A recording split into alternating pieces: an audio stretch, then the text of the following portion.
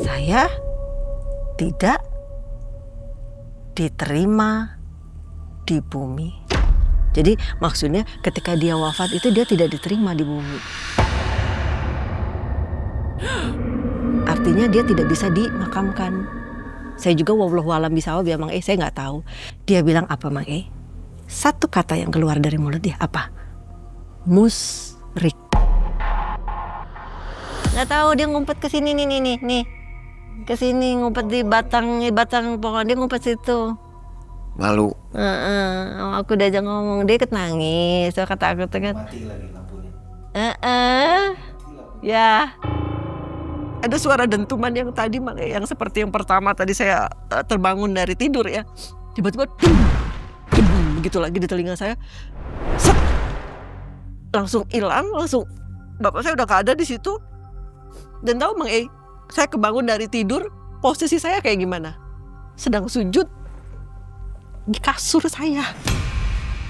Dalam sepi malam yang tak bersuara, ia melangkah keluar dari raga bernyawa.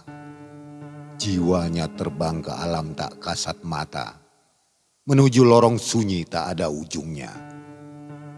Arwah-arwah terbang melintas ruang untuk menuju ke alam peristirahatan.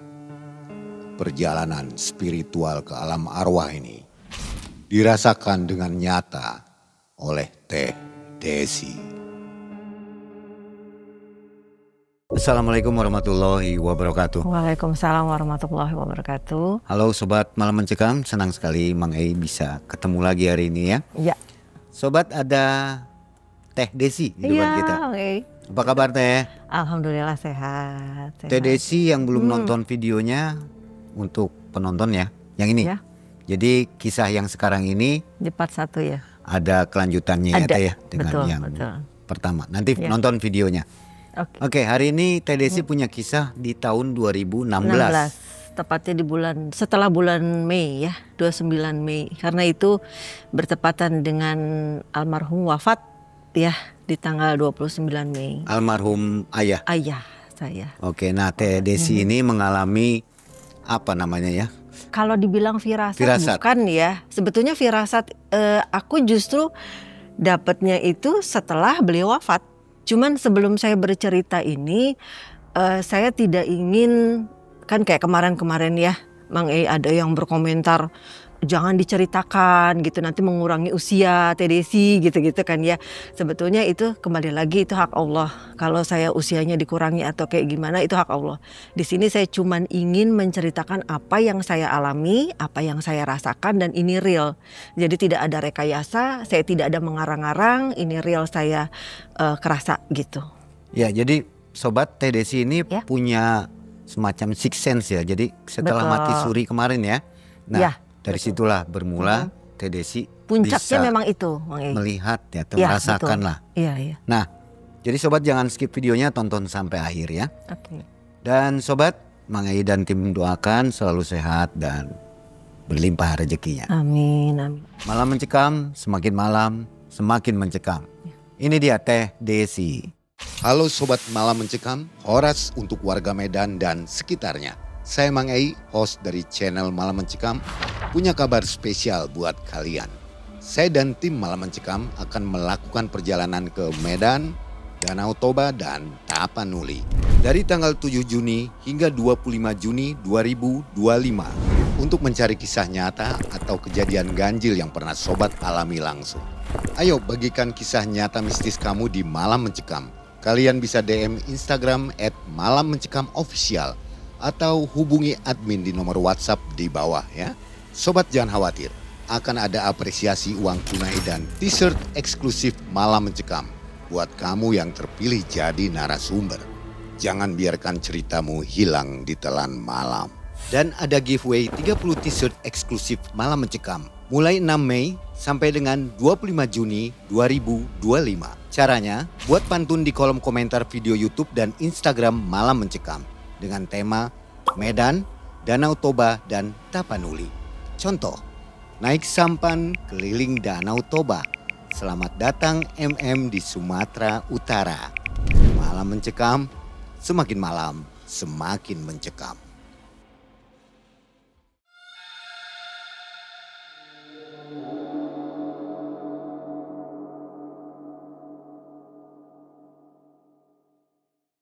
Ya, Mang Ei, jadi sebetulnya saya ini ada sixth sense gitu ya, karena memang faktor dari keturunan gitu kan, ada dari leluhur. Sebetulnya sih sudah merasakan ini tuh dari saya SMP gitu, cuma puncaknya itu ketika saya koma kemarin yang saya cerita sama Mang Ei ya, dan sama tim Malam Mencekam yang saya ceritakan itu adalah puncak dan awal, bisa dibilang awal dari akhirnya saya seperti ini gitu. Jadi lebih peka. Cuma sekali lagi kalau misalkan saya tidak ingin dan Allah tidak berkehendak, tidak akan terjadi. Artinya misalkan ketika saya bicara dengan makhluk astral, kalau misalkan saya tidak mau ya tidak terjadi gitu. Jadi nggak otomatis ya? Iya gitu. Kalau saya mau bisa gitu. On off. Iya betul gitu. Jadi atas izin Allah juga saya juga gitu. Nah ada dari sekian banyak makhluk astral Mang Ei yang berkomunikasi dengan saya belum apa-apa udah merinding. Nah terus kan kadang kita ngobrol dengan makhluk astral itu random. Mereka tidak bisa menjawab sesuai seperti kita ketika bicara dengan manusia ya. Jadi kita menjawab siapa namamu, dia ngejawab juga namanya siapa. Enggak selalu begitu gitu. Jadi kalau sama makhluk astral itu gimana dianya? Kadang nyambung, kadang enggak. Karena apa? Karena ini kan ada ya ilmunya kayak metafisika gitu ya. Nah jadi mereka itu kan berkomunikasi dengan kita dengan cara mengambil aliran listrik yang ada di badan kita gitu. Jadi mereka itu kadang mau nyambung, kadang tidak nyambung ngobrolnya. Dari 3 makhluk ini saya ambil, dari sekian banyak 3 makhluk inilah yang ketika ngobrol nyambung. Nah yang pertama mungkin yang saya pernah cerita sudah ada di part 1, Miss Katy atau Miss Kuntilanak itu ya. Kuntilanak itu saya temuin ketika saya berkunjung ke rumah teman. Nah di rumah teman itu saya room tour Mang Ei. Room tour jadi karena itu rumahnya masih baru ya. Jadi saya tuh lihat ruangan depannya gitu, masuk ke kamarnya, nah masuk ke dapurnya. Nah itu Mang Ei dapurnya itu, jadi dia punya dapur, setelah dapur dan ruang makan itu ada pintu keluar. Nah pintu keluar itu menuju ke kayak kebun. Nggak tahu waktu itu sih kebun itu belum ditutup sepenuhnya ya, di belakangnya itu belum tutup sepenuhnya. Jadi ada kebun gitu, ada meja atau balik yang tidak terpakai. Nah saya waktu room tour ke situ sebetulnya itu siang, Mang Ei, itu siang. Jalan-jalan sampailah ketika pintu itu terbuka gitu. Jadi saya ngelihat, loh kagetlah saya. Ternyata di situ ada kuntilanak sedang ucang-ucang. Kalau dalam bahasa Sunda apa tuh ucang-ucang kakinya yang gitu-gitu ya. Cuman saya memang saya tidak melihat bentuk kakinya. Jadi cuman kain putih yang melambai-lambai gitu ke bawahnya. Tapi dia megang rambut. Gitu-gitu Mang Ei. Kaget saya gitu kan. Sampai saya merinding. Tapi saya gak mau bikin kaget sama yang punya rumah. Akhirnya saya tanya, kamu siapa? Gitu kan. Gitu-gitu, dia masih gitu-gitu sambil pegangin rambutnya. Mukanya gak jelas karena separuh dari mukanya dia itu tertutup rambut gitu. Tapi yang saya bikin kaget lagi ada luka di sini Mang Ei sampai ke bawah. Set. Dari dada kanan ke kiri, perut bawah gitu. Itu keluar karena dia pakai kain putih ya. Kuntilanak kan putih gitu ya, dan kusam, putihnya tuh kusam gitu. Terus keluar tapi itu ngucur, cuman nggak berhenti tapi tidak ngebleber juga nggak gitu. Jarak berapa meter lihatnya? 2 meter lah. 2 jelas meter, berarti ya? 1,5 sampai 2 meter, jelas banget. Terus ada apa? Aroma, bau-bau begitu? Baunya kalau saya bisa simpulkan seperti kentang busuk atau kita masuk ke ruangan yang lembab, yang sudah lama tidak terpakai, lembab, baunya tuh seperti itu gitu. Jadi kayak bau tembok basah yang busuk-busuk kayak gitulah, kayak kentang busuk gitu. Cuman saya tidak mencium bau amis dari dia, tidak gitu.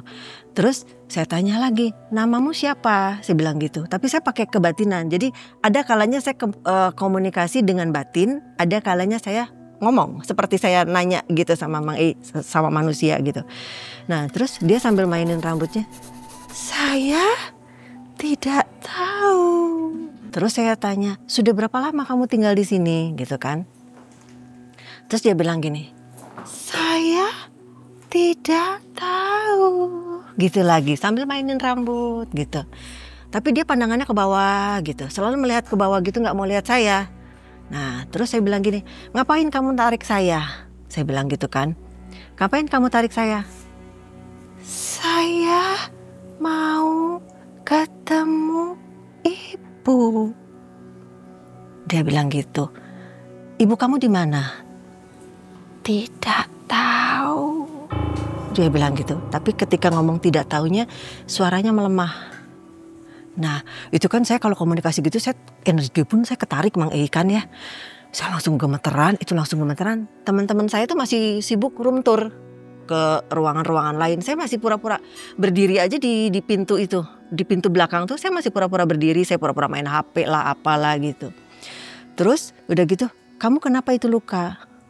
Saya sambil gini lagi, diper sama Nippon. Gitu.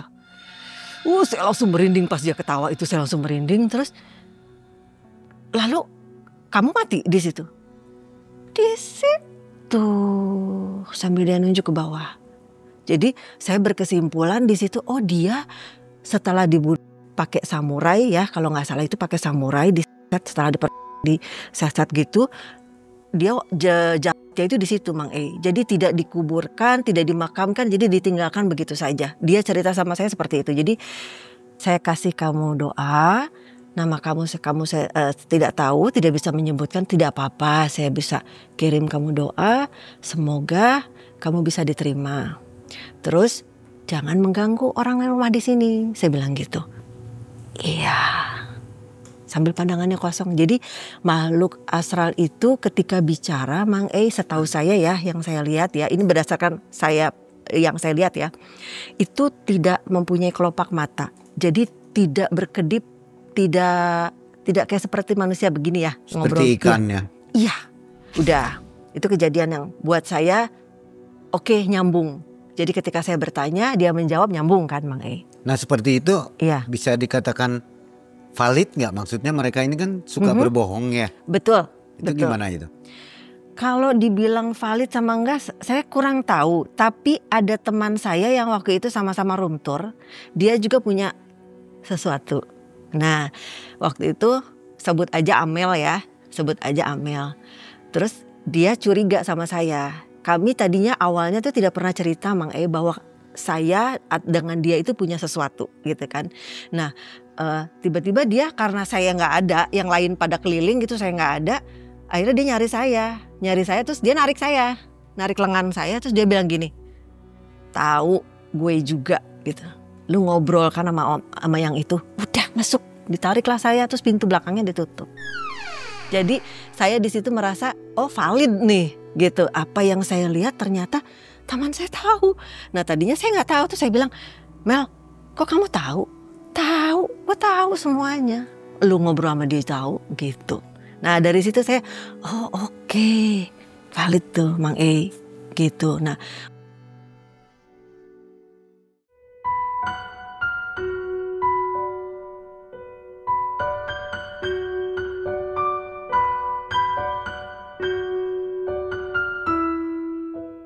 untuk yang kedua ini sejenis pocong.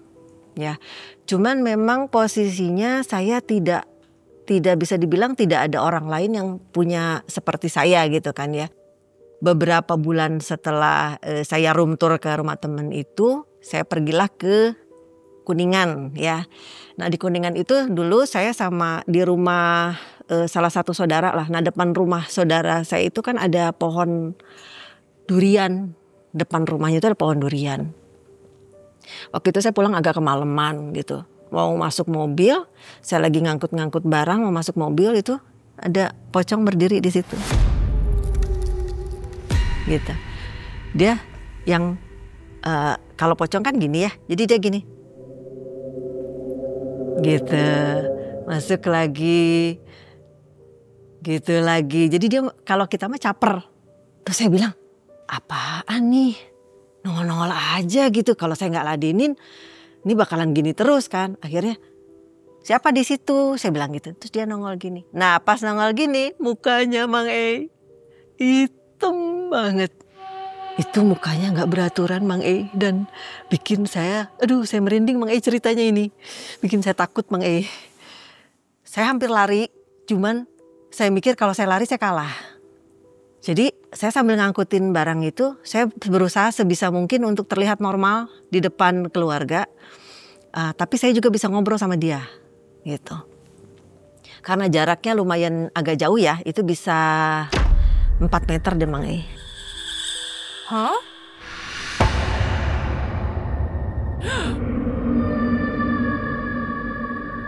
Sampai akhir, kamu apa sih? Saya samperin. Mau apa kamu di situ? Dia bilang, saya di sini. Oh, tinggal di situ. Saya bilang gitu. Iya. Gini, ini kan ada pocongnya, ada ikatannya gini. Iya. Jadi ini tuh goyang-goyang. Oh, oke. Terus ngapain kamu di situ? Kamu kayak gitu jahat loh. Saya bilang gitu. Kamu menakuti manusia loh. Saya bilang gitu. Gak boleh seperti itu. Saya tidak diterima di bumi. Jadi maksudnya ketika dia wafat itu dia tidak diterima di bumi. Artinya dia tidak bisa dimakamkan. Saya juga wallahualam bisawab ya Mang E, saya nggak tahu. Terus saya tanya, kenapa? Semua orang wafat bisa kok dimakamkan. Saya bilang gitu, kenapa kamu tidak diterima bumi? Dia bilang apa Mang E? Satu kata yang keluar dari mulut dia, apa?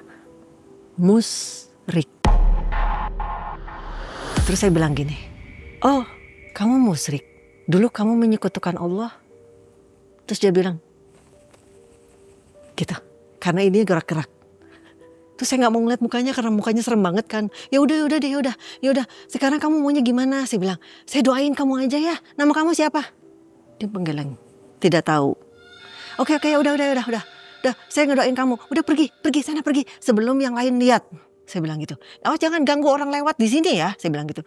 Jangan ganggu. Kalau kamu sudah mengganggu, itu sama aja kamu bikin dosa lagi. Sudah kamu tidak diterima di bumi, kamu menggoda orang lain lagi gitu. Menggoda manusia. Sudah, kamu diam di situ. Saya bilang gitu kan. Terus saya pas lirik lagi, nggak ada. Makhluk itu nggak ada, tapi akhirnya saya mendoakan. Nurut ya? Ya, nurut. Gitu, karena mungkin nada saya yang tadinya kalem, akhirnya bisa langsung tek gitu. Sudah, saya gitu. Pergi, saya gitu. Saya usir, jadi dia takut. Aslinya sebetulnya makhluk seperti itu takut sama manusia gitu. Akhirnya saya baca Al-Fatihah aja sih waktu itu karena saya tidak tahu caranya bagaimana Mang E. Jadi saya cuma baca Al-Fatihah aja lah untuk Fulan bin Fulan yang saya tadi temuin. Atas izin Allah saya baca doa gitu. Karena dia bilang sih cuman saya tidak diterima di bumi gitu. Dan dia melakukan satu kesalahan ketika hidup barangkali ya. Yaitu musyrik gitu. Atau menyekutukan Allah. Nah ini dia yang buat saya, kalau menurut saya ini adalah teguran juga buat saya atau peringatan juga buat saya bahwa sesuatu itu kadang-kadang meskipun dia berasal dari makhluk astral, kalau itu baik, kalau itu harus disampaikan kepada umat manusia, apa salahnya? Benar nggak Mang E? Jadi kalau kita tidak ingin hidupnya seperti pocong ini, ya jangan seperti itu, gitu, jangan musyrik gitu. Nah, satu makhluk lagi nih Mang E, yang bentuknya seperti genderuwo. Nah itu jaraknya itu hampir sekitar 1 atau 2 tahun. Di 2016 setelah ayah saya wafat. Nah nanti ini dia yang akan saya ceritakan soal kematian lagi Mang E, masih berhubungan dengan part 1 ya tentang kematian lagi. Dan makhluk inilah yang akhirnya mengingatkan saya kepada cerita saya setelah almarhum wafat. Jadi gini Mang E ceritanya. Waktu itu kondisi di kompleks rumah saya itu setelah acara 40 harian almarhum ya, itu masuk ke 2 bulan. Masuk ke 2 bulan. Itu almarhum ayah? Iya, almarhum ayah saya. 2016. Ayah saya wafat itu kan Mei, 29 Mei. Rumah itu di kompleks saya padam, lampu mati semua satu komplek. Begitu karena saya punya anak kecil, ya mereka karena mati lampu teriak-teriak lah, mama mati lampu gitu. Saya nyoba nenangkan bapaknya anak-anak dan saya mencoba cari lilin. Waktu saya ketemu lilin dan saya nyalain korek ya, nyalain lilin pakai korek Mang Ei. Begitu cas, kebayang nggak Mang Ei? Itu kan ada cahaya ya, cahaya dari lilin. Saya tempel ke lilin, itu depan lilin Mang Ei ada satu muka besar banget. Begini ke saya, melotot, taring panjang Mang Ei, entah berapa senti, berapa meter saya nggak tahu, pokoknya taringnya panjang banget, saya nggak sanggup ngeliatnya waktu itu. Taringnya panjang, tapi ini ke atas juga ada.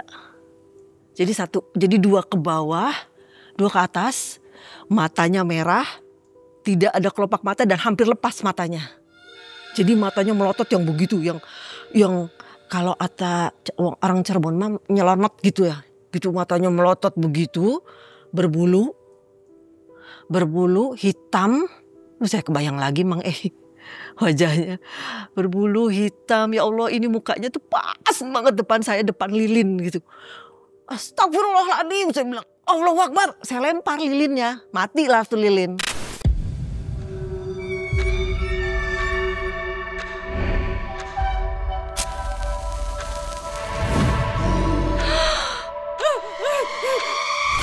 Itu bapaknya anak-anak nanya, ada apa? Enggak ada apa-apa. Aman, saya bilang gitu.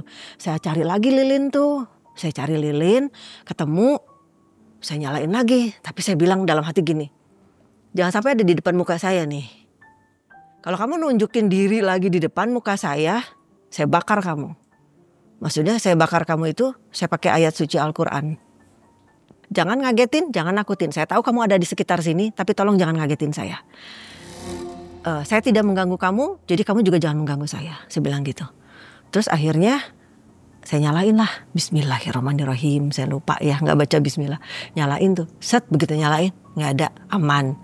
Tapi kok saya kayak ada sesuatu di belakang saya, jadi saya kayak dengar ada nafas. Gitu di belakang Mang Ei. Karena anak-anak udah lilin nyala itu mereka main terus saya anggap oke lah anak-anak aman gitu kan. Terus bapaknya anak-anak juga nemenin, oke aman. Saya tarik tuh lilin, saya duduklah, saya di meja makan. Ini dia masih di belakang saya.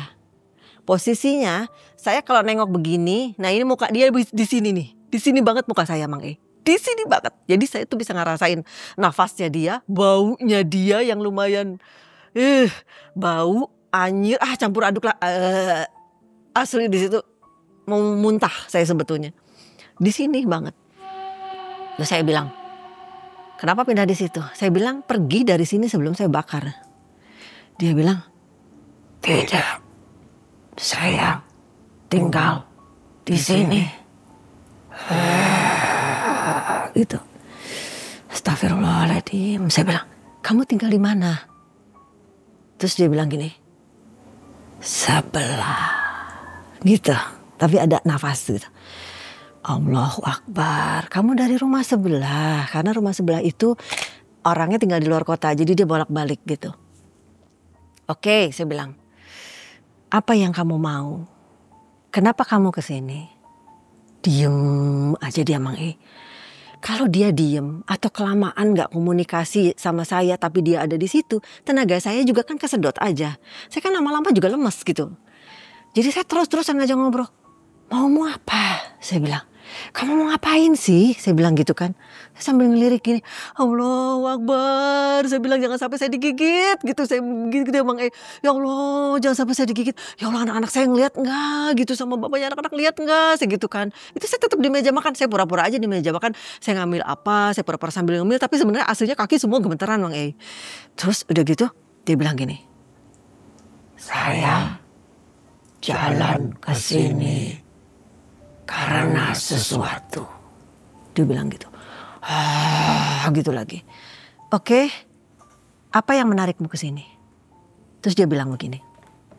Saya biasa mendengar orang membaca Al-Quran di sini. Dia bilang gitu Mang Ei. Tapi dengan suara yang terpatah-patah tapi nyambung. Jadi suaranya terbata-bata, terpatah-patah karena dia juga untuk bicara dengan manusia dia kan butuh energi juga gitu kan, energi besar juga.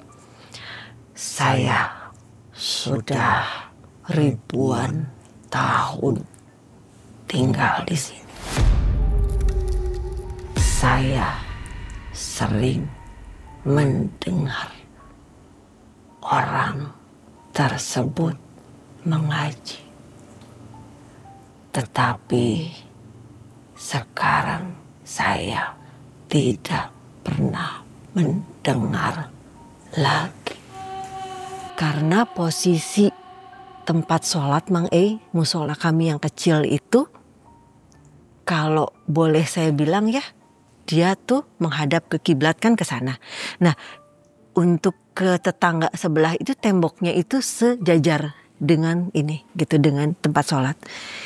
Ya Allah, saya bilang laki-laki atau perempuan yang ngaji, karena saya juga ngaji gitu kan. Tidak, bukan kamu, dibilang gitu. Laki-laki? Ya.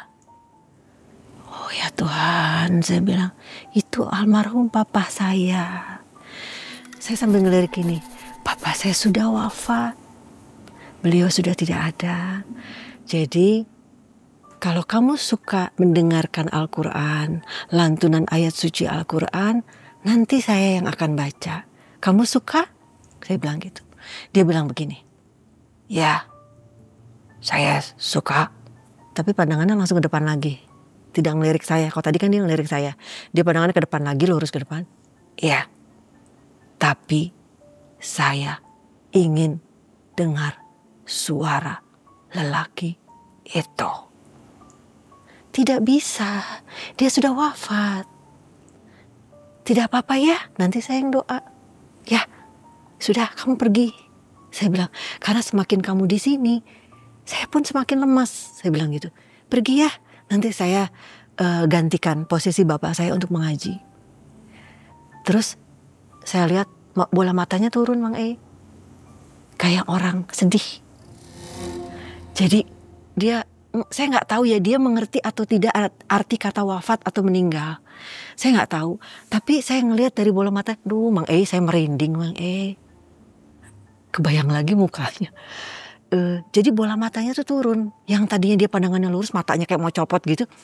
Turun dia, pandangan matanya turun. Terus kelihatan kayak muram. Saya bilang, saya janji saya akan meneruskan jejak beliau untuk terus mengaji. Ya, kalau kamu suka lantunan ayat suci Al-Quran, silakan kamu kembali lagi, nanti saya bacain. Terus setelah itu, saya nggak tahu Mang tiba-tiba pop gitu, ada, pokoknya saya tiba-tiba kayak seolah keluar dari udara yang berbeda gitu, cep gitu. Oh, saya lihat lagi, udah nggak ada. Ya Allah, Gusti astagfirullahaladzim. Lah saya cobalah membaca Al-Fatihah, saya membaca ayat kursi, saya coba aja lah.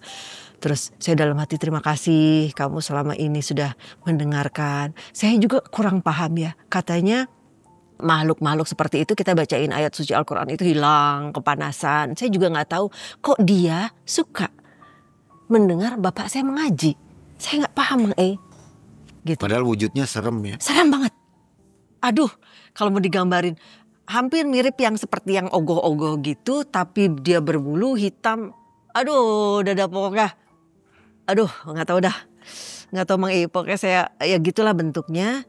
Terus saya pokoknya posisinya waktu itu karena antara bau, antara takut. Karena saya takutnya digigit lah gitu. Saya masih kepikiran karena taringnya panjang banget kan gitu. Saya nggak ngerti taring dia juga fungsinya untuk apa. Saya juga nggak tahu. Tapi dia seneng dengan lantunan ayat suci Al-Quran. Nah ini dia Mang gara-gara makhluk inilah saya akhirnya ingin mengangkat kisah saya tentang almarhum ayah saya atau papa saya setelah beliau wafat. Nah, tapi sebelum saya bercerita ini, saya tidak ingin memecah belah pro dan kontra komentar dari netizen ya Mang ya. Saya kembalikan lagi, diambil positifnya saja, dibuang negatifnya, dan saya bercerita hanya berdasarkan pengalaman yang saya dapat. Jadi saya tidak ingin ini selalu dihubungkan ke agama, karena kalau kita hubungkan ke agama pasti ada salahnya. Ya Mang Jadi tolong netizen memandang ini dari sisi saya saja, dari sisi saya yang mengalaminya.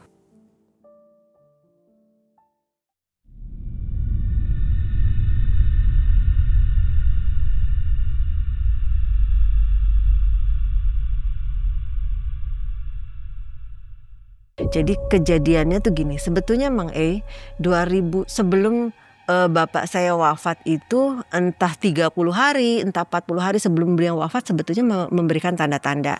Yang kalau menurut orang kenapa sih gitu, kok kita orang terdekat kadang-kadang kalau mau wafat tuh nggak ngasih isyarat dulu, firasat atau apa. Ada sebetulnya, hanya kadang kita tidak sadar gitu, termasuk saya.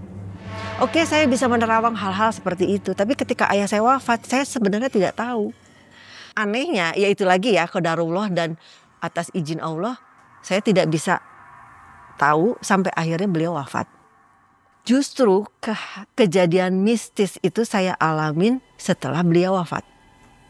Gitu 2016 tepatnya tanggal 29 Mei itu ayah saya wafat. Dan Mang saya cerita di sini kenapa saya ngambil kisah dari papa saya almarhum itu karena hari ini adalah hari kelahiran beliau. Jadi beliau hari ini ulang tahun. Kalau beliau masih ada, gitu, makanya saya ini mau menceritakan kisah saya yang nyata, asli, real. Ini tanpa rekayasa, saya tanpa macam-macam, tanpa istilahnya kebohongan. Dan saya bukan mau ini menceritakan kebohongan ke publik, bukan ya, aib juga tidak gitu.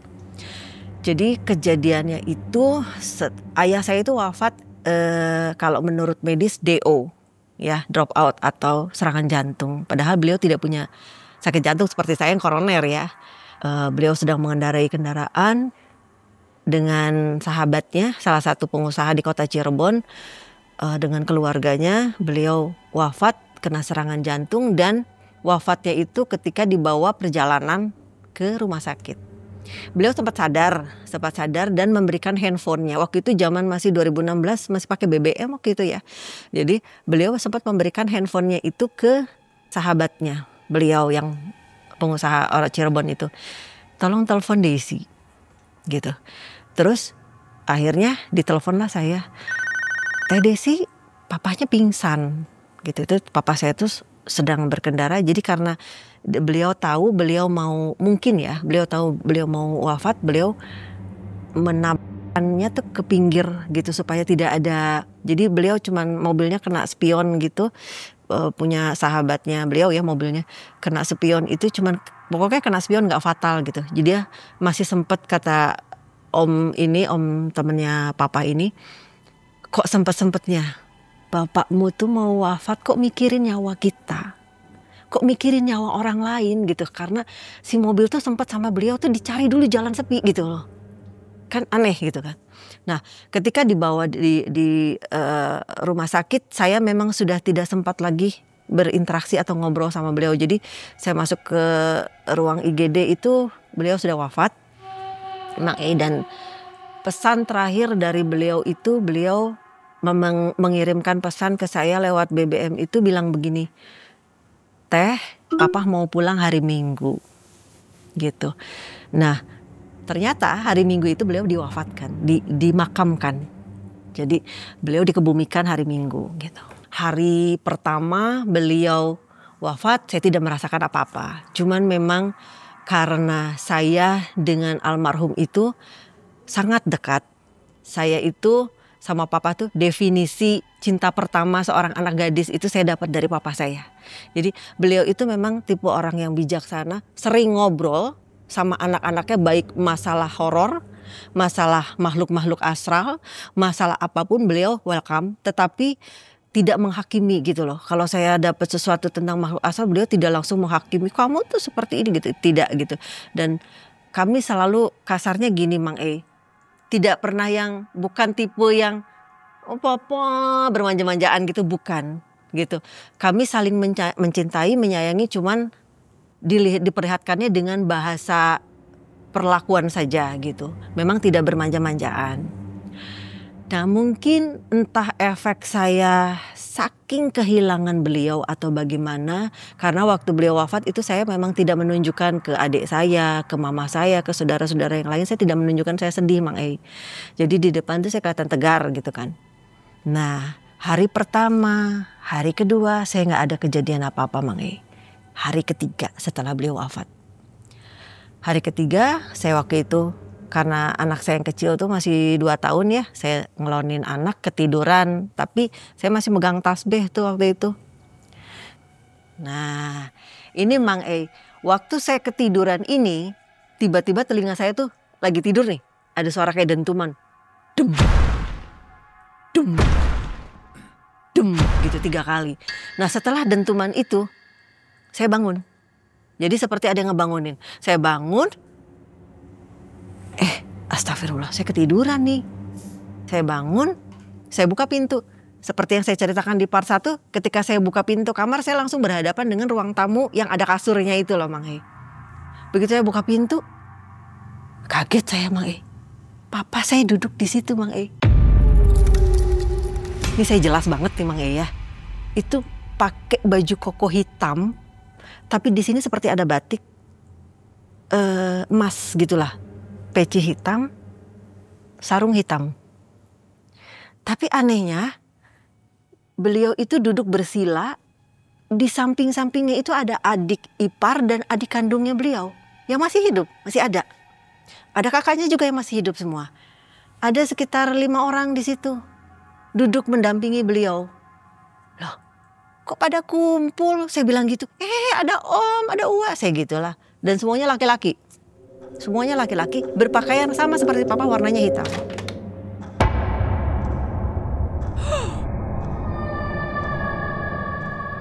Pas saya ngelirik ke papa, muka papa yang tadinya kan duduknya bersila seperti ini. Yang tadinya papa saya nunduk, tiba-tiba mengalihkan pandangan ke saya begini. Dan wajahnya Mang Ei, wajah papa saya. Tetapi auranya berbeda. Jadi bukan aura mayat tidak, bukan aura setan jin tidak. Wajah beliau tapi dingin. Saya berasa ditegur lah sama bapak gitu. Saya langsung, papa, saya teriak. Lari saya, papa. Saya sujud di kakinya beliau Mang Ei. Saya cium kaki beliau dan saya menangis di sini di pahanya beliau. Saya bilang, Papa kemana? Papa kemana? Kok ninggalin Teteh? Papa ampunin Teteh ya Pak. Maafin Teteh ya Pak. Saya sujud Mang Ei. Saya terus sujud. Saya tidak melihat ke arah bapak saya. Saya terus sujud di kaki saya. Dikasih bapak saya. Pak, kalau Teteh punya salah, Teteh minta maaf Pak. Maafin Teteh, ampunin Teteh Pak. Papa kenapa nggak bilang sama Teteh kalau Papa mau pergi gitu. Terus Mang Ei, tahu nggak Mang Ei, yang tadinya tangan beliau tuh cuman begini, tiba-tiba tangan beliau bergerak, kaku banget gerakannya tuh kaku banget Mang Ei. Beliau mengusap rambut saya Mang Ei. Jadi dia bersila begini, dia ngusap rambut saya tanpa ekspresi mukanya Mang Ei. Tidak menunjukkan dia muka seneng, muka gembira, enggak. Jadi mukanya tuh datar kosong banget pandangannya. Saya coba ngelirik ke atas gitu ketika saya sujud gitu ke bapak saya mohon ampun ke bapak saya coba ngedongakin muka gini, saya lihat muka bapak saya tidak ada ekspresi sama sekali. Tapi beliau dingin, dia ngeliatin saya. Beliau usap lagi rambut saya gitu. Diusap terus rambut saya. Semakin beliau ngusap rambut saya, semakin saya nangis Mang Ei. Saya bilang, Papa ampunin saya. Kalau Teteh punya salah, maafin Teteh Pak. Ampunin Teteh. Saya cium kaki beliau. Saya cium kaki dengkulnya, saya cium. Terus tiba-tiba saya ingin memeluk beliau. Tapi ketika saya mau meluk, saya sempat melihat beliau meneteskan air mata, Mang Ei.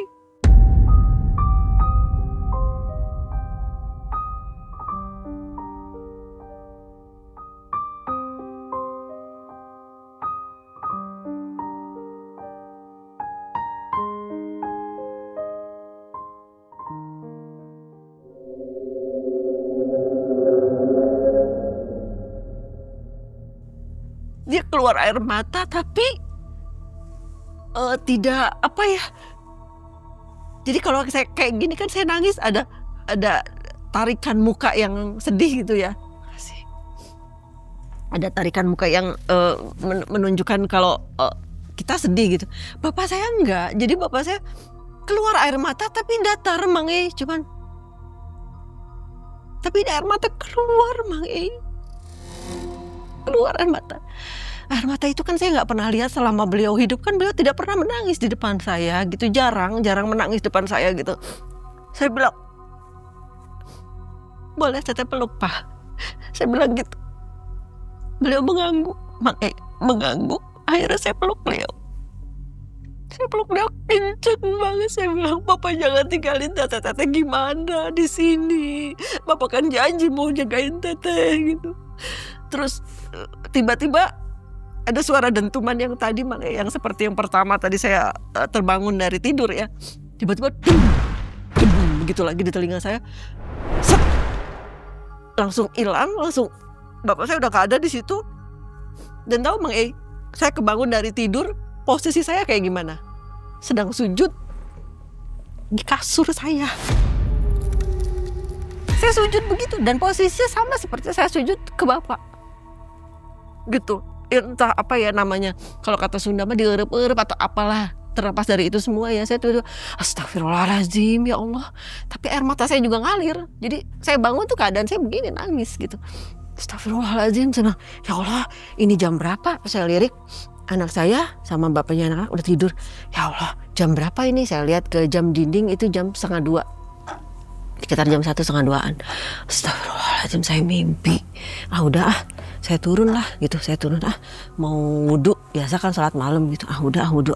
Tapi kok kayaknya nyata banget itu bapak saya gitu di depan. Akhirnya saya mau buka pintu nih Mang Ei. Pas saya mau buka pintu ruang tengah kan saya kebayang yang tadi mimpi itu kan. Saya buka udah siap-siap nih, maksudnya ada bapak saya nggak nih tapi kan bapak saya udah nggak ada. Saya gitu Mang Ei. Saya coba buka pintu pelan-pelan, begitu pelan-pelan. Ya Allah ternyata anak saya lagi pada tidur di situ di ruang TV itu, ketiduran gitu. Gak ada bapak saya. Astagfirullahaladzim, lemes semua badan saya. Lemes Mang Ei, udahlah ya Allah astagfirullah. Saya bilang terus saya beristighfar. Akhirnya saya ambil air wudhu sampai tangan saya gemeteran. Saya ambil air wudhu, terus saya sholat malam dan saya mendoakan beliau. Itu hari ke-3 Mang Ei. Hari ke-4, hari ke-5, sampai ke-6 saya tidak mendapatkan mimpi apa-apa. Biasa, normal, seperti biasa saya tidur, biasa. Hari ke-7, saya diperlihatkan mimpi yang hampir sama seperti itu. Cuma bedanya, pelukan beliau lebih lama daripada yang pertama. Gitu. Dan waktu beliau memeluk saya, terdengar di telinga saya tuh, gitu, kayak laki-laki nangis, kayak suara bapak saya nangis, gitu.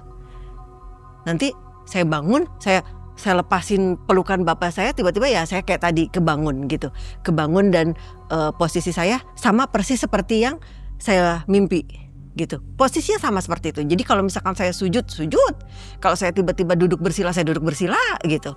Nah, ntar dulu Mang Ei, itu ada. Melihat apa, Teh? Itu di pojok. Apa? Coba ada wujudnya. Wujudnya seperti apa? Apa ya? Dia nggak nunjukin ke saya, cuman nongol gitu. Mau dengerin ke sini, sok kalau mau dengerin ke sini. Tapi diem, jangan ganggu ya. Pakai baju apa, putih? Nggak tahu, dia kepalanya aja. Oh, kepalanya aja. Kepalanya aja nongol. Laki, perempuan? Laki. Yang ini malah anteng.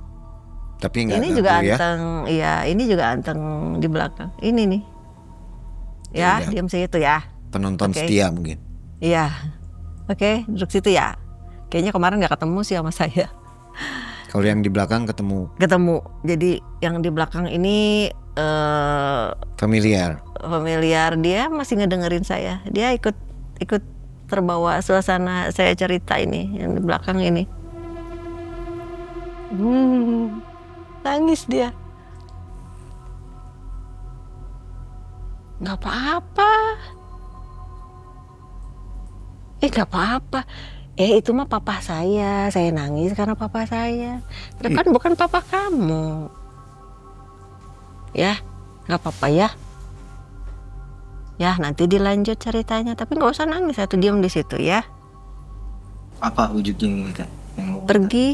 Pergi, perempuan. Malu dia. Nggak tahu, dia ngumpet ke sini nih.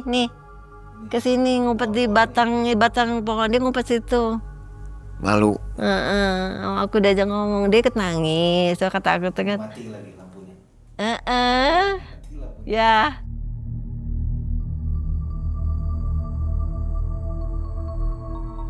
Malu.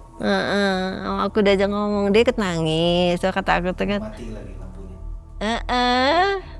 Ya. Dia ikut nangis, so kata aku tuh kan. Dia ikut nangis, so kata aku tuh kan. Itu dia di situ dia masih cuma di situ.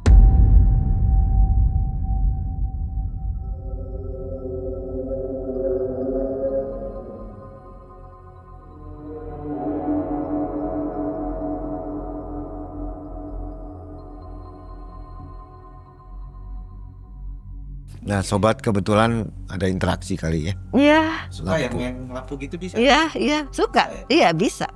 Karena energi makhluk astral itu ya dari dia berinteraksinya dari aliran listrik. Kita juga kan di badan kita ada aliran listrik, massa kan, ada aliran listrik. Dia pantesan Petromak itu sering mati ya di situ. Ya, itu. Ya mas ya. Itu. Dia ikut nangis. Gini. Jangan nangis, dengerin aja ceritanya, nggak usah malu. Dengerin aja cerita. Kasih tahu teh jangan suka ganggu yang di sini. Yang penting kamu nggak ganggu. Gini, kalau ada orang cerita di sini dengerin. Kamu juga diam atau di situ ya. Ulah tanggal atau. Nah, kamu nggak usah ikutan nangis lagi. Tapi mungkin kamu ke bawah suasana ya. Ada yang suka bikin blank narasumber nggak teh kalau cerita? Ini, kayaknya ini deh. Ini. Ini. Kalau bisa mah nanti studionya madepnya nggak kasih ini ke sana. Kayak kemarin. Bolak-balik. Iya. Ya, ini memang ganti-ganti kan posisinya. Iya. Ini. Ya. Diam ya. Oh kalau kesini nggak lihat ya narasumber ya. Kalau posisi di sini nggak kelihatan kan? Nggak kelihatan dia, makanya kalau kemarin saya nggak nemu dia karena saya madepnya kan ke sana. Yang ini tetap di sini. Oke. Titip pesan aja jangan suka ganggu alat-alat kalau lagi syuting. Dengar nggak boleh mainin alat syuting. Nonton mah boleh. Nonton boleh, dengerin boleh. Tuh nangis. Ya nggak ada yang marahin kok ya. Enggak dimarahin, enggak, diomongin aja. Ih nangis tuh kan jangan ngeringik-ringik gitu nangisnya. Biasa wehnya, biasa aja nangisnya ya. Kedengeran bunyi gitu ya. Jangan mainin alat-alat yang lagi dipakai ya.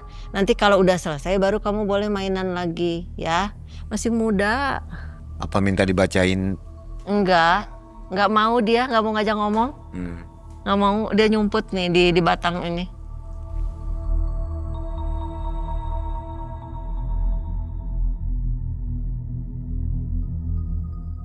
Jadi di hari ke-10 ini tiba-tiba saya dibangunkan. Jadi seperti mimpi saya sebelumnya ada suara dem gitu lagi. Nah kalau udah suara itu Mang pasti saya masuk kayak ke dimensi lain gitu loh.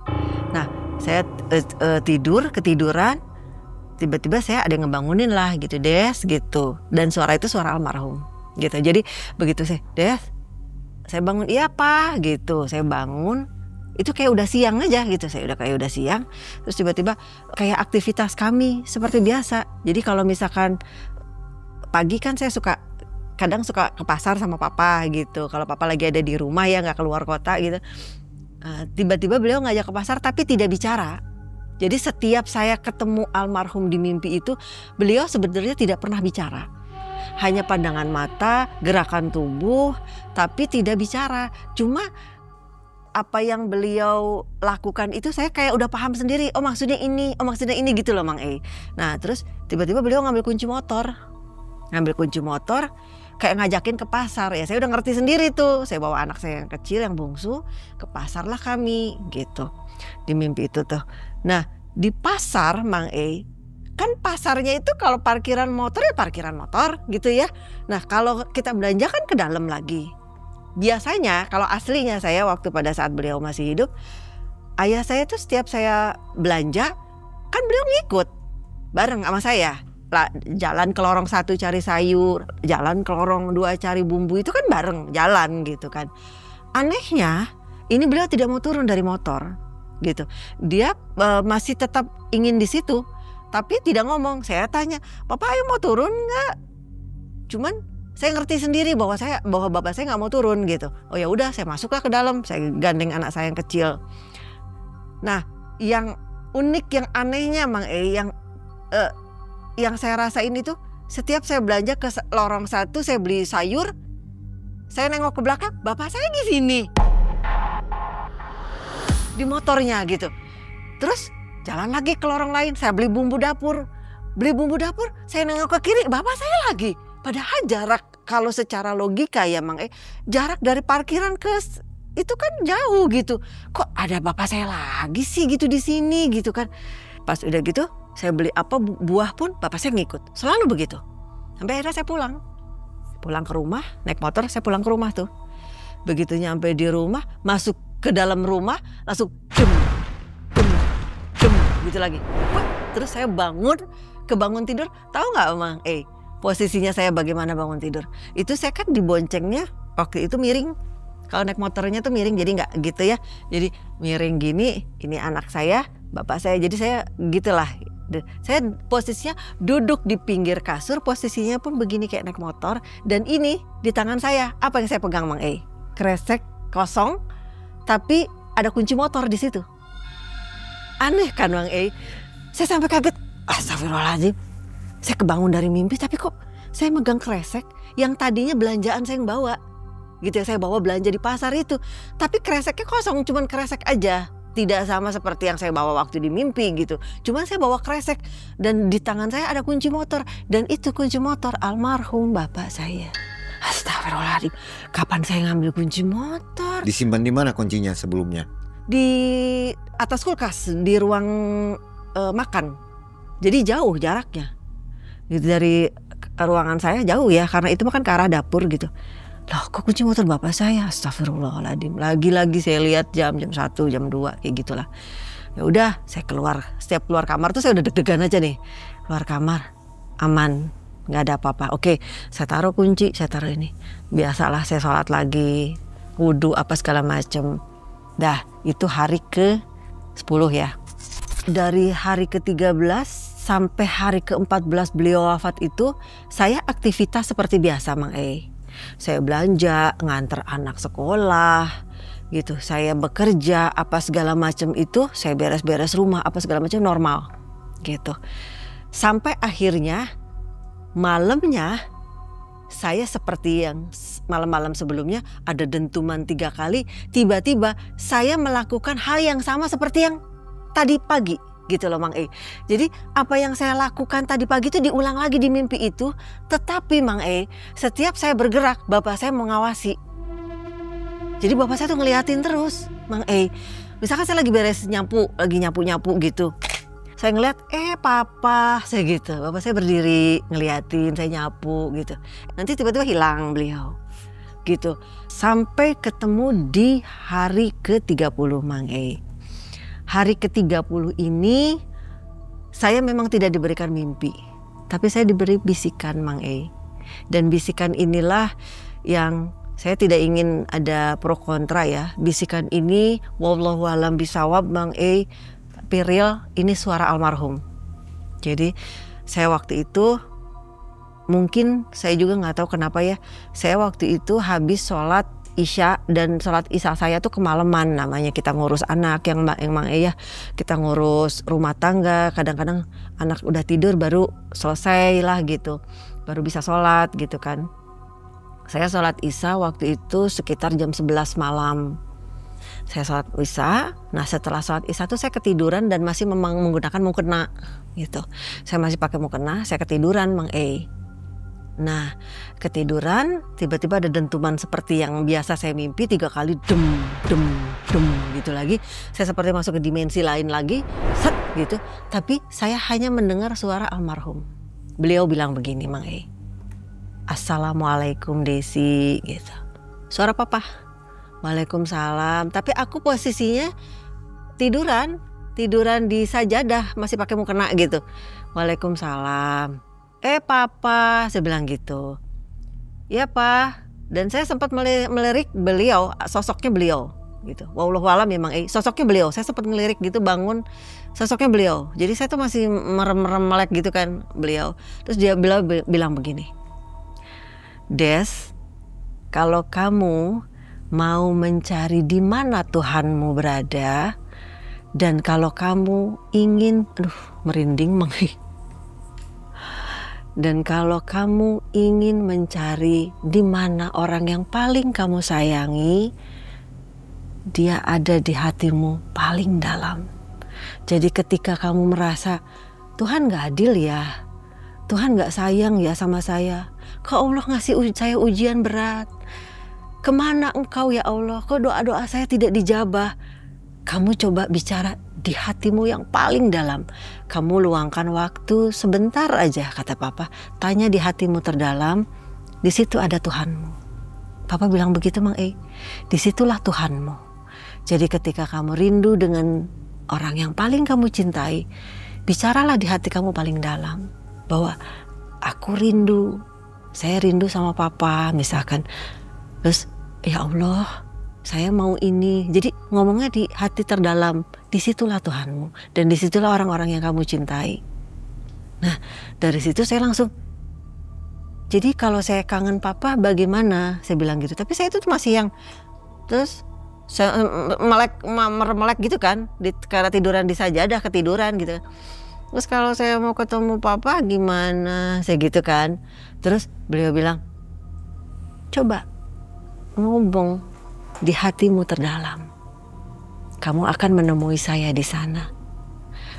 Saya belum sempat ngomong apa-apa, Mang E, tiba-tiba dentuman itu 3 kali lagi, dem, dem, dem, bangun saya.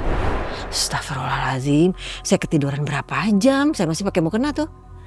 Astagfirullah, apa ya tadi ya? Tapi saya inget, Mang E, saya inget. Ketika kamu mencari di mana sih Tuhanmu, mana sih Allah saya itu, atau ketika kamu rindu, saya sebetulnya ada di hatimu. Jadi Allah itu ada di hatimu yang paling dalam. Jadi ketika kamu mau tanya mana sih Allah saya, itu sebetulnya ada di dalam hatimu. Jadi maksudnya intinya dari itu semua mungkin gini, perbanyak ibadah. Semakin kita perbanyak ibadah, Allah tuh semakin ada di hati kita. Bener ya Mang E ya? Mungkin seperti itu ya. Nah, terus ketika kamu rindu, ketika kamu kangen dengan orang yang sudah wafat itu, maksudnya beliau doakan. Oke, kamu boleh minta sama Allah, saya rindu dengan almarhum atau almarhumah, tapi hanya sebatas itu, gitu loh. Jadi mungkin artinya tidak boleh menangisi gitulah ya. Mungkin artinya itu. Itu hari ke-30 Mang E. Sampai akhirnya puncaknya itu di hari ke-40 setelah beliau wafat.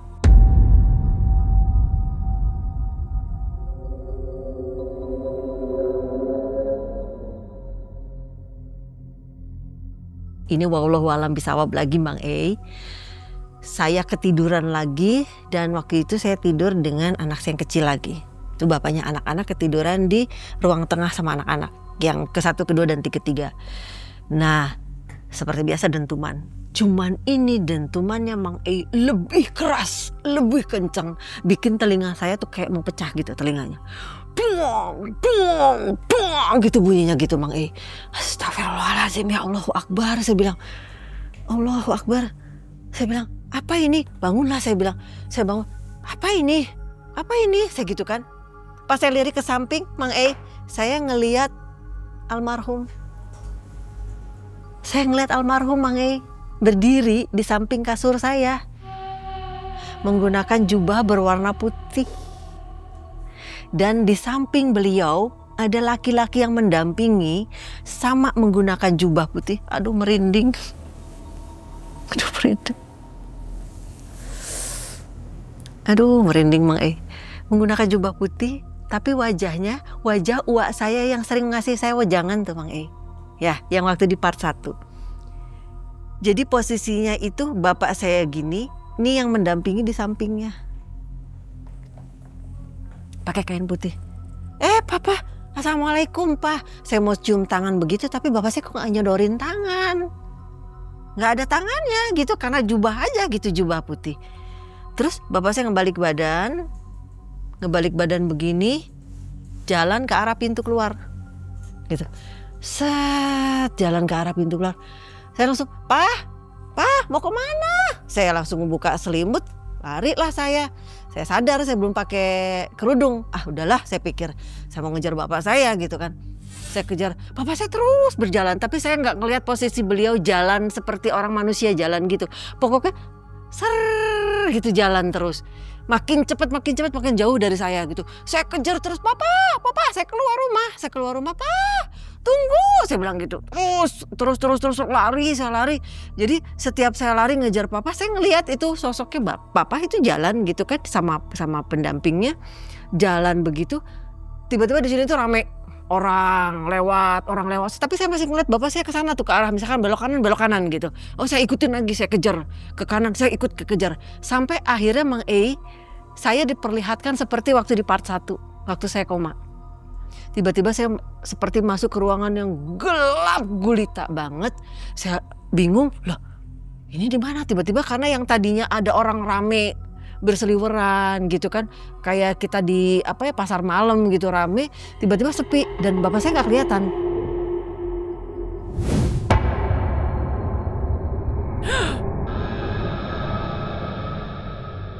Bapak saya kemana? Saya nyari-nyari, Pak, saya gitu-gitu. Saya nyari-nyari, nggak ada, itu gelap. Dan seperti di part 1 Mang E waktu saya koma itu, tiba-tiba saya ngeliat pintu yang huruf U itu di ujung jalan. Kayak pernah sih saya ada di sini gitu. Saya pernah ada di sini di tempat ini gitu. Larilah saya ke arah pintu itu Mang E. Setelah saya lari, kembali lagi saya lihat pintu yang bercahaya itu kan. Baru saya mau melangkah ke pintu itu, saya ngeliat bapak saya lewat dengan si pendampingnya itu.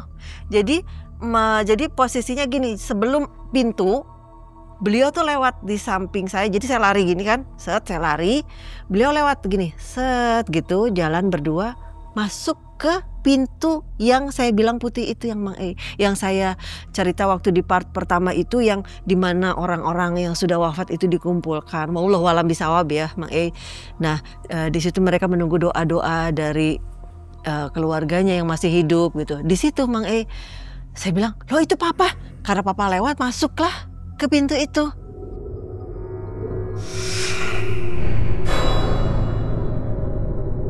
Hah? Masuk ke pintu itu berdua, Papa, saya bilang gitu. Saya masih ngejar Mang E, saya masih ngejar, Papa. Tapi begitu nyampe pintu Mang E, tahu nggak yang saya rasain? Jadi saya begitu gitu ke pintu itu, pintunya tuh seperti kalau dari kita lihat Pak kayak kaca, itu seperti kaca gitu ya. Tapi kok pas saya nabrak gitu, kayak kita misalkan gini Mang E, ada air di baskom atau di wadah, sama kita disentuh pakai jari gitu kan, itu airnya kan twing gitu loh Mang E. Jadi kayak noi gitu, ngeyoy gitu ya, kayak jelly. Jadi si pintu itu kayak jelly Mang E. Jadi waktu saya tabrak badan saya mental gitu, tapi si pintunya beng gitu tuh, kayak jelly.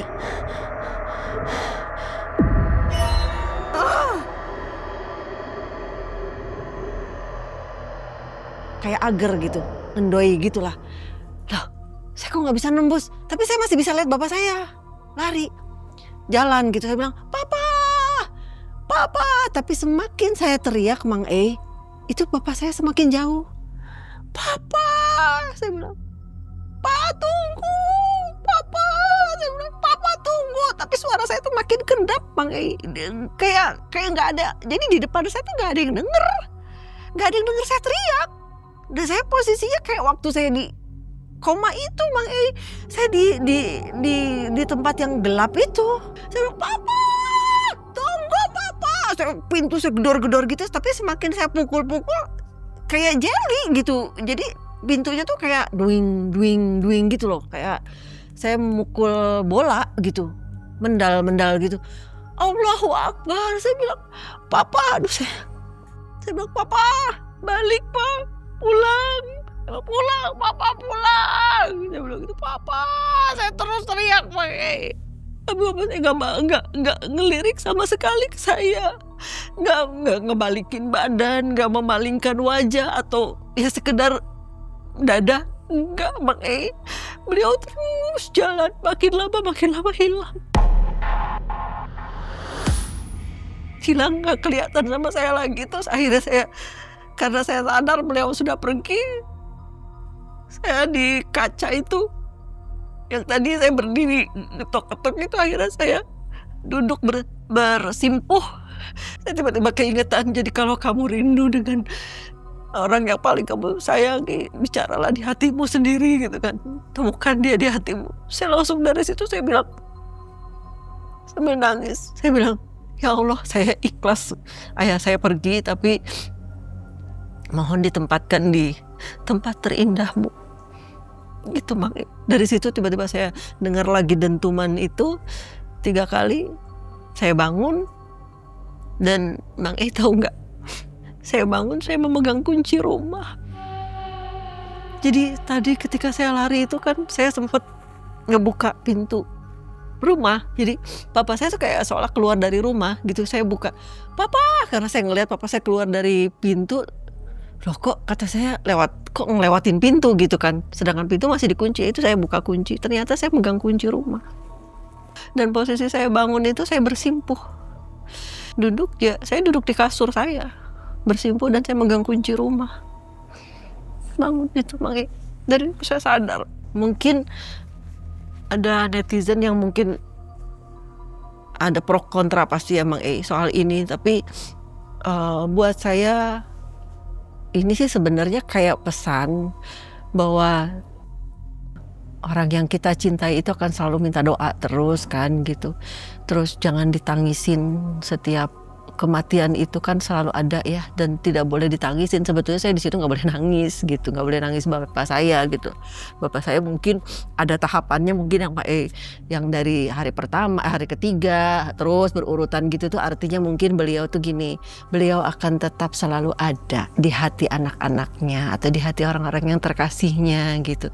Dan mungkin beliau cuman hanya minta doa dari anak-anaknya gitu, udah itu aja. Terus pada saat beliau 40 hari pergi, mungkin itu akhirnya beliau sudah ikhlas, beliau sudah pergi gitu. Dan saya pun harus ikhlas, mungkin gitu cara beliau mengucapkan selamat tinggal ke anaknya, ke saya mungkin itu. Karena mungkin kami terlalu dekat ya, sangat dekat, jadi mungkin tandanya seperti itu gitu Mang gitu. Oke. Maaf ya, saya sambil nangis Mang Kalau ya. Keahlian atau apa ini sebutnya? Kalau yang anugerah apa? lah. Kalau saya anugerah aja ya. Iya, anugerah lah. Anugerah seperti ini.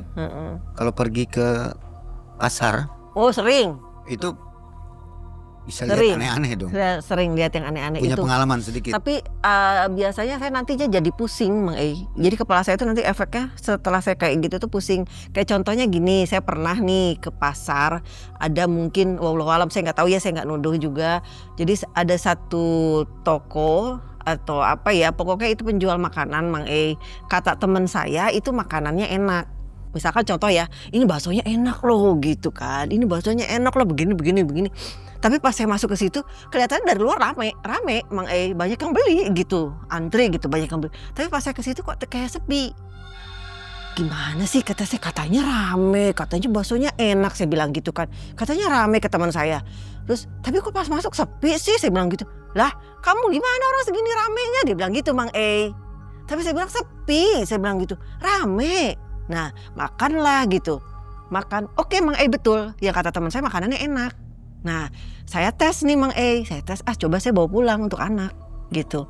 Pas dibawa pulang ya wallahualam ya Mang jadi anehnya tuh pas saya bawa pulang rasanya tuh beda yang saya makan yang tadi di tempat gitu lah. Ketika saya bawa pulang tuh misalkan contohnya Mang baksonya pas dibuka tuh mentah Jadi pas saya potong gitu baksonya tiba-tiba mentah, atau tiba-tiba ada bau yang nggak enak dari baksonya misalkan, atau dari makanannya lah intinya. Kok ada bau-bau nggak enak, sampai akhirnya saya buang gitu. Terus yang kedua itu yang pernah saya temuin itu, jadi ada warung sembako di salah satu pasar di Cirebon lah ya pasarnya. Jadi di pasar itu tuh saya nggak ngerti juga si ibu ini pakai apa, saya nggak tahu ya. Cuman kata teman saya nih, teman sayanya tuh kebetulan suami istri. Nah dia bilang belanjanya di toko itu aja, ibunya tuh ramah, cantik, awet muda gitulah.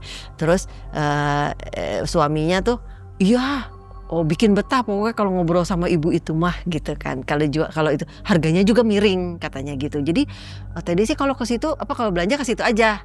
Lah saya coba nih Mang ya saya kan pikir namanya emak-emak ya mau cari yang murah gitu kan. Lah saya ke situ tuh. Pas saya ke situ Mang ya maaf Mang maaf ya, maaf gitu. Kok gini sih muka ibunya? Gitu loh Mang Tapi saya di situ waktu saya pengen ibunya pakai apa sih atau ibunya gimana sih gitu-gitu ya. Memang di situ rame banyak yang beli, rame betul. Cuman yang kata teman saya bilang enakan, bikin nyaman, si ibunya tuh cantik, awet muda, wangi, gitu-gitu tuh nggak saya temuin. Sampai saya video call sama teman saya tuh, ini bukan tokonya, gitu kan, di foto gitu terus di video, ini bukan toko, iya betul itu murah kok, murah, betul harganya miring Mang murah. Tapi saya bilang ini bukan ibunya, maksudnya dikirain saya itu kan pelayannya gitu, karena kan tidak sesuai dengan yang teman saya bilang gitu. Iya itu betul ibunya itu yang layanin itu ibunya, yang ini asistennya dia sebutin kan. Loh kok gitu loh, tapi saya nggak ngomong ke teman saya, nggak ngomong kok ibunya nggak sesuai apa yang kamu, enggak, saya diem aja Mang Jadi muka ibunya maaf nenek-nenek, nggak ada cantik-cantiknya. Kalau ramah iya betul ramah, tapi yang seperti yang digambarkan teman saya itu pokoknya jauh beda lah, jauh. Makanya saya bener nih cantik, tapi kok saya ngeliatnya kok kayak udah tua ya gitu. Kalau lihat kepalanya hewan ada? Ada. Memang bener yang, itu ya? Wallahualam lagi Mang cuman gini, saya gini anehnya tuh gini Mang saya kalau nemuin yang kayak gitu, misalkan saya nemuin yang kepalanya ininya tuh si kayak apa, kambing Garut ya, domba Garut yang si ininya tuh gini melingkar gitu ya ininya tuh tanduknya. Nih misalkan orangnya kepalanya seperti itu, nanti saya baru melirik kayak gitu tuh dianya melototin gitu loh, melototin. Ketahuan ya? Ketahuan. Jadi saya dari situ ya udah saya mikir gini Mang ya sudahlah urusannya masing-masing gitu. Jadi saya tidak mau ikut campur. Jadi udahlah, oh saya tahu kamu pakai gituan ya udah. Ada. Tapi dari selama saya hidup, saya pernah nemuin itu di pasar tertua di kota Cirebon, pokoknya pasar itu pasar tua. Terus ada lagi misalkan gini Mang kata orang itu nggak kelihatan. Jadi saya sih ngelihat itu ada warung makan enak gitu di situ. Cuman teman saya bilang mana sih nggak kelihatan gitu loh Mang Nanti saya bilang ada kok di pojokan di sini misalkan saya sebutin gitu. Nanti dia nggak percaya, akhirnya saya bawa lah. Ini loh ada loh masakan kayak wartegan gitu, tapi enak loh masakannya, saya bilang gitu. Masa sih ada? Ketika saya bawa ke situ, dia malah ngomong gini ke ibunya, ibu baru jualan ya? Soalnya saya nggak pernah lihat. Padahal itu ibu tuh jualan terus, yang saya lihat kalau lewat situ tuh ibu jualan. Cuman sepi Mang anehnya tuh sepi gitu. Nah terus sampai kata ibunya bilang gini, iya Mbak katanya, kan teman saya bilang ibu baru jualan gitu kan. Iya Mbak, saya tuh aneh nggak tahu kenapa gitu. Kok dulunya saya rame, tapi tiba-tiba tuh banyak yang bilang katanya ibu udah lama nggak jualan ya. Padahal saya jualan terus tiap hari katanya gitu Mang Nah pas saya ke situ, anehnya Mang setiap saya ke situ untuk beli ini wallahualam lagi ya, bukan saya jadinya ria saya gimana-gimana ya Mang Jadi setiap saya beli makan di situ, entah dibungkus atau makan di situ, tiba-tiba banyak yang beli gitu, tiba-tiba banyak yang datang ibu-ibu beli masakan. Apa artinya saya nggak tahu, tapi tiba-tiba tuh kelihatan orang gitu loh, kelihatan orang makan di situ. Sampai akhirnya si ibu bilang, Neng kenapa ya tiap Neng kesini ibu jadi laris gitu, sampai bilang gitu Mang nggak tahu sekarang ibunya masih ada nggak ya, karena waktu itu sebelum COVID kalau nggak salah apa sesudah COVID gitu. Jadi saya makan di situ tuh, terus saya juga udah lama sih ya, udah lama nggak ke situ gitu. Ya itu Yang saya lihat seperti itu, Mang nggak kelihatan sama orang tapi ternyata ada gitu. Oke, jadi capek nggak seperti itu? Banget. Pengennya gimana? Dibuang atau gimana? Nggak Tutup? usah. Nggak usah karena Biarin gini, aja ikut ya. Biarin aja, ikutin alurnya. Selama saya gunakan, seperti almarhum papa saya bilang, selama itu kamu gunakan dengan untuk kebaikan, seperti kita memegang sebuah pedang, itu akan jadi kayak apa ya? Itu akan membawa kebaikan kamu juga ya. Kayak kita pegang pisau, Mang di tangan chef akan jadi masakan gitu. Tapi kalau di tangan psikopat ya akan jadi sebuah tragedi. Kasarnya gitu lah Mang Ya, jadi ya udah biarin aja lah ya. Mang Nah sobat, silakan diambil hikmah dari kisah Desi ini ya. Jadi semuanya baik gitu. Walau bisawab. Kita serahkan kepada penonton ya. Betul Mang Jangan jadi kontra. Iya, pro dan kontra. Tidak, saya tidak ingin memecah belah. Ini hanya kisah yang dialami oleh pengalaman ya. Iya, pengalaman asli, real. Ya. Teh Desi, terima kasih ya. Mudah-mudahan selalu Sama-sama sehat. sama-sama kru. Terima kasih juga. Mudah-mudahan kita akan ketemu di video selanjutnya dengan kisah yang lainnya. Insya Allah. Kalau ingin Teh Desi berkisah lagi di Malam Mencekam, jangan lupa komen di bawah ya. Oke. Salam-salam ke Teh Desi. Oh, kayak radio zaman dulu ya, salam-salam. Kalau komen Teh Desi akan jawab. Insya Allah, replay, ya? Insya Allah kayak kemarin ya di part 1 Jadi ya. seru ya. Iya, Insya Allah nanti kalau saya ada waktu saya balas. Tapi saya sedikit menjawab pertanyaan dari netizen nih, Mang ada yang nanya, Teh Desi bisa nyembuhin nggak, bisa ngobatin nggak? Saya jawab tidak, ya Mang Dia jawab tidak. Terus ada yang bilang juga mengurangi usia Teh Desi, saya tidak takut. Itu kalau mengajari Allah. orang bisa. Kalau ngajarin orang untuk peka untuk mendeteksi bisa sedikit itu ya. Aja. Dan mengajari supir mobil ya. Oh bisa itu itu ahlinya saya, pekerjaan saya itu. Ya, jadi sobat Teh Desi ini punya khusus setir mobil ya. Setir mobil master. Di kota Cirebon. Tuh, jadi promosiin tuh ya. Baik, terima kasih. Ya, sobat, kita jumpa lagi di video selanjutnya. Ya. Assalamualaikum warahmatullahi wabarakatuh. Waalaikumsalam warahmatullahi wabarakatuh.